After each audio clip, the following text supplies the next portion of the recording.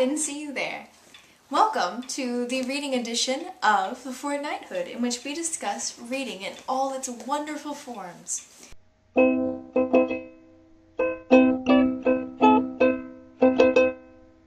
author I'm going to be talking about today is J.D. Salinger, who is famous for such works as The Catcher in the Rye, extremely notable among serial killers. Good to know. If you've got three names and you go by them, we should be watching out for you.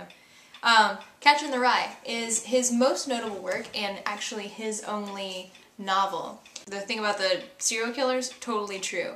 I've got, honestly, about 8 or 9 copies of Catcher in the Rye, but that's just because I think it's funny. In high school, we had to do book reports on different categories of books, and one of them was classic. And so somehow I found out about Catcher in the Rye reading a autobiography/biography of Mark David Chapman. So I was intrigued because of my affinity for John Lennon. So I approached my English teacher and I said, hey, can I read Catcher in the Rye for my classic book? And there's a bit of adult language in it, and being the fresh-faced 15-year-old that I was in a Christian school, it went up to the principal and asked, and he said no. Catcher in the Rye is about Holden Caulfield and his story. It actually spans over 3 days. He's a 17-year-old kid reflecting back on when he was 16 years old, and basically he's the first blogger. So here's a good excerpt. Now and then you just saw a man and girl crossing a street with their arms around each other's waist and all, or a bunch of hoodluming looking guys and their dates, all of them laughing like hyenas at something you bet wasn't even funny.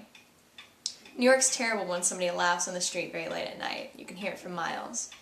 It makes you feel so lonesome and depressed. He's got 3 other books, which aren't actually books, they're short stories that were published in newspapers and then put together, like 9 stories, which is my favorite. In this book, we are introduced with the Glass family, in which the other 2 books feature characters from.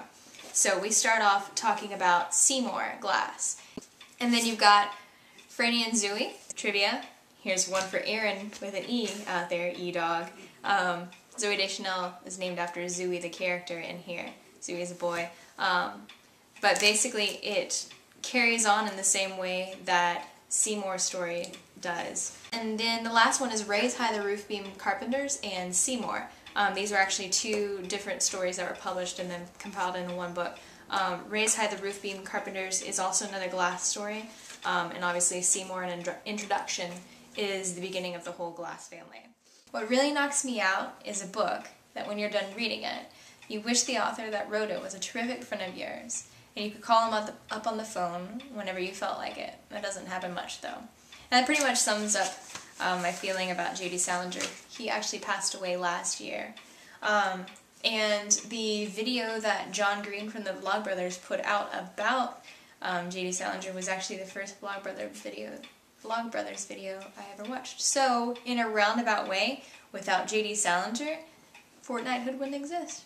I'll see you guys in a fortnight. In keeping with the resolution that I got from Spencer, here are pictures of my brand new room.